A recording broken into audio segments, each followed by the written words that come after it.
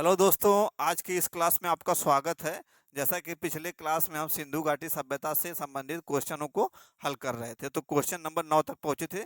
तो आज हम क्वेश्चन नंबर 10 से स्टार्ट करते हैं। तो आइए शुरू करते हैं। निम्न में से क्वेश्चन नंबर 10, निम्न में से कौन सुमेलित नहीं है? ए रोपड़ पंजाब, बी लोथल गुजरात, सी आलमगीरपुर उत्तर प्रदेश, डी सूतकांगेडोर राजस्थान। ये आपका राजस्थान है। ठीक। तो इसमें आप देखिए, रोपड़ या रूपनगर मैंने बताया था कि पंजाब का स्थल है। सिंधु घाटी पंजाब में है। रोपड़ या रूपनगर पंजाब में है और ये सिंधु घाटी सभ्यता का एक स्थल है। तो ये क्या हो गया? सुमेलित है। रोपड़ या रूपनगर पंजाब में सुमेलित है। लोथल गुजरात में है, क्योंकि गुजरात का एक बंदरगाह है, लोथल एक बंदरगाह है। सिंधु घाटी सभ्यता का सबसे महत्वपूर्ण बंदरगाह लोथल है, और वो कहाँ स्थित है? गुजरात में स्थित है। तो लोथल गुजरात। आलमगीरपुर उत्तर प्रदेश, तो आलमगीरपुर भी उत्तर प्रदेश में है।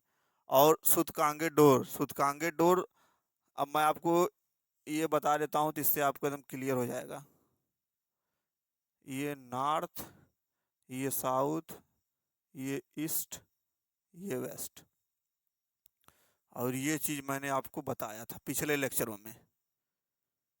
CHPD, मैथ्स CHPD, ये मैं आपको पिछले लेक्चर में बता चुका हूँ, जाके उस वीडियो को देखिएगा। आलमगीरपुर उत्तर प्रदेश, ये दोनों तो आपका सही सुमेलित है। अब ये सही सुमेलित है कि नहीं, आइए यहाँ से चेक कर लेते हैं। तो नॉर्थ में क्या था? मैड। ई में क्या था? ए। यहाँ क्या था? डी। यहाँ क्या था? एस। तो यम मैट्स 21 है। कैसे है? क्लॉक वाइज है। ठीक। तो मैट्स MADS, यम फॉर मांडा। ठीक। तो मांडा कहाँ स्थित है? उत्तर में है। ईस्ट, ईस्ट में ए से आलमगीरपुर, तो आलमगीरपुर ईस्ट। और सिंधु घाटी सभ्यता का सबसे पूर्वी स्थल क्या है? आलमगीरपुर है। और सबसे सिंधु घाटी सभ्यता का सबसे पूरब में विस्तार उत्तर प्रदेश में हुआ था। तो ये भी आलमगीरपुर भी आपका क्या हो जाएगा? सही हो जाएगा। और सूतकांगेडोर राजस्थान, तो इसी में देख लीजिए, सूतकांगेडोर भी क्लियर हो जाएगा। मैट्स है ना, तो मांडा, आलमगीरपुर, दैमाबाद, सूतकांगेडोर। तो सबसे पश्चिमी स्थल सूतकांगेडोर है। तो सिंधु घाटी सभ्यता सबसे पश्चिम में कौन से देश में थी? अफगानिस्तान में थी, सबसे पश्चिम में। तो सूतकांगेडोर कहाँ पे है? अफगानिस्तान में है। तो ये राजस्थान लिखा है, तो ये गलत हो जाएगा। तो यानी कि ये ऑप्शन जो है आपका सुमेलित नहीं है। तो आंसर क्या हो जाएगा? डी। अब अगला देखिए, क्वेश्चन नंबर 11। सिंधु घाटी सभ्यता के बारे में निम्न कथनों में से सही कथन की पहचान करें। यानी कि इनमें से सही कथन देखना है। पहला, दैमाबाद सबसे उत्तरी स्थल था। तो दैमाबाद, यहाँ देखिए Daimabad, D for Daimabad, yes for south, यानी कि सबसे दक्षिणी स्थल है। सिंधु घाटी सभ्यता का सबसे दक्षिणी स्थल क्या है? डी, दैमाबाद। तो ये क्या हो जाएगा? दैमाबाद। ये क्या हो जाएगा? गलत हो जाएगा। मांडा सबसे दक्षिणी स्थल है, तो मांडा तो ऊपर है, उत्तर में है, तो ये भी क्या हो जाएगा? गलत हो जाएगा। आलमगीरपुर सबसे पूर्वी स्थल है, तो आलमगीरपुर और ईस्ट माने पूर्व, यानी कि आलमगीरपुर क्या हो जाएगा? ये सही हो जाएगा। चौथा, लोथल सबसे पश्चिमी स्थल था, तो सबसे पश्चिम में तो सूतकांगेडोर है। लोथल कोई पूर्वी पश्चिमी नहीं था, तो यानी कि लोथल भी क्या है? गलत है। लोथल गुजरात में स्थित है। तो लोथल, ये क्या हो जाएगा आपका? ये भी गलत हो जाएगा। यानी कि ये पहला भी गलत, दूसरा भी गलत, चौथा भी गलत, केवल तीसरा सही है। तो अब ऑप्शन देखिए, केवल एक पूछा है सही कथन, तो केवल एक माने गलत हो जाएगा। केवल दो, ये भी गलत है। केवल तीन, ये क्या हो जाएगा आपका? सही हो जाएगा। चार भी आपका गलत है। ठीक। अब अगला, भारत में चांदी के प्राचीनतम साक्ष्य मिलते हैं।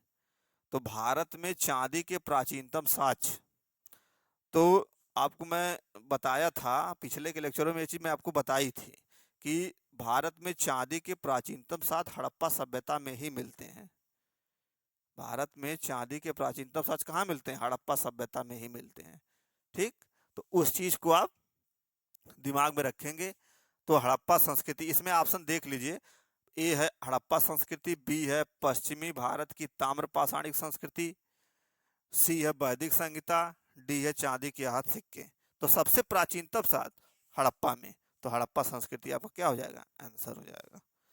क्वेश्चन नंबर 13, सिंधु घाटी सभ्यता को आर्यों से पहले को रखे जाने का महत्वपूर्ण कारक।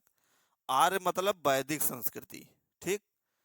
अभी मैं सिंधु घाटी सभ्यता तक ही आपको बताया हूं, अब सिंधु घाटी सभ्यता के आगे मैं आपको वैदिक एज बताऊंगा, और उसी वैदिक एज में या वैदिक संस्कृति में आर्य सबसे पहले आर्यों के बारे में बताऊंगा। तो ये अगला चैप्टर है। तो ये कहा है कि आर्यों से पहले सिंधु घाटी सभ्यता को रखा जाता है, तो उसका महत्वपूर्ण कारक क्या है। तो आर्यों से पहले, चूंकि लिपि के बारे में अगर कहिए, लिपि और नगर नियोजन के बारे में, तो लिपि और नगर नियोजन, सिंधु घाटी सभ्यता वासियों को लिपि का बहुत अच्छा ज्ञान था।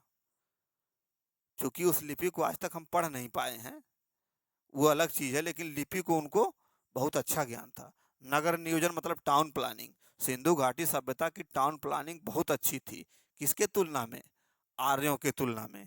तांबा, तो तांबा तो था ही। डी क्या है, मृदभांड।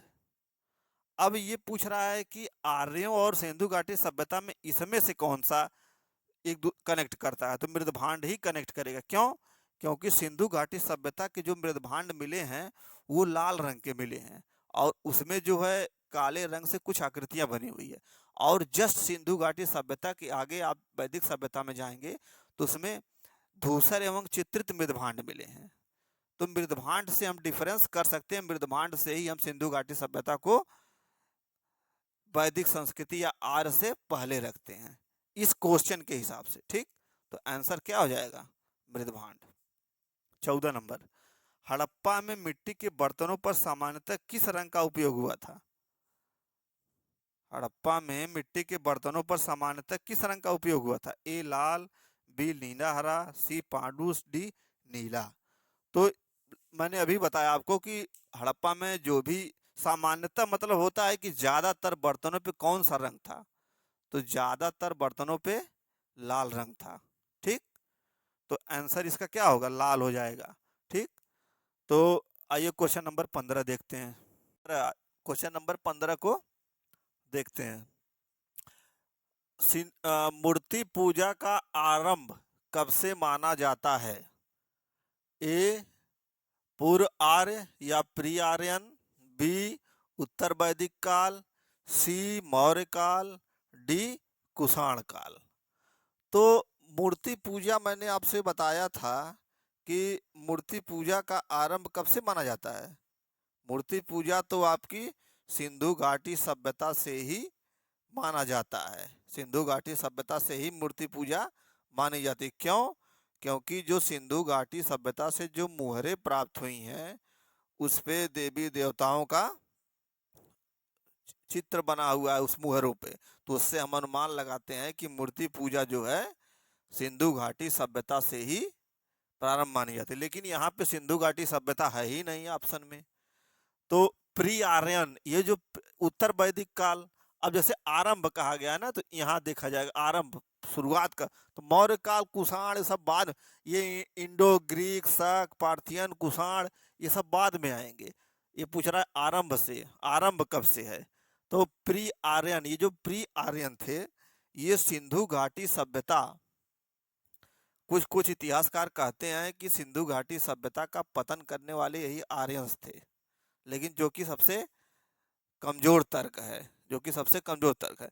लेकिन उनको प्री आर्यंस, एक मोटी मोटा प्री आर्यंस कर, इसलिए जो है इसका आंसर प्री आर्यंस होगा, क्योंकि सिंधु घाटी की सभ्यता के जस्ट बाद प्री आर्यंस आते हैं। तो ये प्री आर्यंस है, यानी कि उससे पहले जो आर्यंस आते हैं उससे जस्ट पहले। तो इसका आंसर क्या होगा, प्री आर्यन। क्वेश्चन नंबर 16, निम्नलिखित पशुओं में से किस एक का हड़प्पा संस्कृति में पाई मुहरों और टेराकोटा कलाकृतियों में निरूपण नहीं हुआ था। यानी कि ये क्वेश्चन ये है कि जो हड़प्पा सभ्यता में जो मुहर पाई गई हैं उन मुहरों पे इन इन इन पशुओं में से, इन पशुओं में से किसका अंकन नहीं मिला है। ये क्वेश्चन पूछ रहा है। ए गाय, बी हाथी, सी गैंडा, डी बाघ। तो मैं आपको बताया था कि सिंधु वासियों के लिए गाय और घोड़ा उतना महत्वपूर्ण नहीं है। तो जो महत्वपूर्ण नहीं है उसी का अंकन नहीं मिलेगा। क्योंकि हालांकि घोड़े के कुछ लिमिटेड एविडेंस मिले हैं, जैसे राणा घुंडई से दांत, सुरकोटसा से अस्थियां, ये चीजें मिली हैं, लेकिन एक सीमित साक्ष्य मिले हैं घोड़े के। तो गाय और घोड़ा सिंधु वासियों के लिए कोई महत्वपूर्ण नहीं था। और सिंधु घाटी सभ्यता के जस्ट बाद वैदिक सभ्यता में गाय और घोड़ा उन वैदिक सभ्यता में उनके जीवन के हर एक पक्ष में गाय घोड़ा रहेंगी, इतना महत्वपूर्ण हो जाएगा। सिंधु घाटी सभ्यता में तो नहीं महत्वपूर्ण था, लेकिन जस्ट इसके आगे वाले चैप्टर में बहुत ही महत्वपूर्ण हो जाएगा। तो यहाँ पे आंसर आप देखिए, गाय, हाथी, गैंडा, बाघ। तो हाथी के भी तो मोहरों पे अंकन मिला है, गैंडा का भी तो मिला है, बाघ का भी मिला है, लेकिन गाय का निरूपण नहीं हुआ है। ये गाय क्वेश्चन बार बार गाय और घोड़े से ही पूछे जाते हैं, इस चीज को दिमाग में जरूर रखिएगा। सारा दिमाग, सारी बुद्धि गाय और घोड़े पे ही लगाना है। बाकी ये हाथी, गैंडा, बाघ, ये सब आप कितनों रटते रहिए, अगर गाय और घोड़े के बारे में नहीं जानेंगे। जैसे घोड़े के कुछ लिमिटेड एविडेंस मिले हैं, सीमित साक्ष्य मिले हैं राणा घुंडई से, सुरकोटसा से, तो वो चीज इंपॉर्टेंट हो जाती है, क्योंकि बस कुछ ही मिले हैं, कुछ ही सीमित, तो उससे क्वेश्चन बन सकता है। तो ये चीज ध्यान रखिएगा, गाय और घोड़ा। क्वेश्चन नंबर 17, निम्नलिखित में से कौन सा एक हड़प्पा स्थल नहीं है? चनहुदड़ो, कोटदीजी, सोगौरा, देसलपुर। तो देसलपुर को देखिए, देसलपुर कहाँ स्थित है? गुजरात में है। मैंने आपसे बताया था देसलपुर, ये सब सारी चीजें मैं आपको बताया हूँ पीछे के लेक्चरों में। आप जब जब स्थल के बारे में चर्चा कर रहा था तो उसमें सब कुछ बताया हूँ। ये कोटदीजी और चनहुदड़ो, ये भी मैंने आपको बताया था कि कहाँ स्थित था, ये पाकिस्तान में स्थित था। कोटदीजी और चनहुदड़ो कहाँ था? पाकिस्तान में था। देसलपुर कहाँ था? कहाँ था देसलपुर? गुजरात में था। तो ये सब क्या है? ये सब हड़प्पा स्थल है, चनहुदड़ो, कोटदीजी, देसलपुर। सोगौरा क्यों नहीं है? तो सोगौरा क्या है? एक ताम्र पत्र है। ये किस काल में आता है? मौर्य काल में। यूपी के गोरखपुर में सोगौरा जो है, राप्ती नदी के किनारे ये ताम्र पत्र मिला है मौर्य काल में। तो ये हड़प्पा स्थल नहीं होगा, क्योंकि ये मौर्य काल में आता है, ये मौर्य काल का अभिलेख है। सोगौरा क्या है? मौर्य काल का अभिलेख है, ताम्र पत्र है एक तरह से। तो ये आंसर हो जाएगा आपका, क्योंकि ये हड़प्पा स्थल नहीं है, ये मौर्य काल में क्या है? ताम्र पत्र है। देसलपुर आपका वहाँ हो गया। कोटदीजी, चनहुदड़ो मैंने बता ही दिया। अगला क्वेश्चन नंबर 18, एक जुते हुए खेत की खोज की गई थी। तो जुते हुए खेत के बारे में मैंने चर्चा की थी कि भैया खेत जुता था उतनी वर्ष पहले, और आज तक जुता हुआ पड़ा हुआ है। तो वे ये चीज भी आपके दिमाग में क्वेश्चन उठा रहा होगा। तो जुते हुए खेत की खोज की गई थी कि मोहनजोदड़ो, ए, बी कालीबंगा, सी हड़प्पा, डी लोथल। तो कालीबंगा से मैंने आपको बताया था कि जुते हुए खेत के साक्ष्य मिले हैं। तो इसका आंसर क्या हो जाएगा? कालीबंगा। क्वेश्चन नंबर 19, निम्न में से किस हड़प्पन नगर में जुते हुए खेतों के निशान मिले हैं?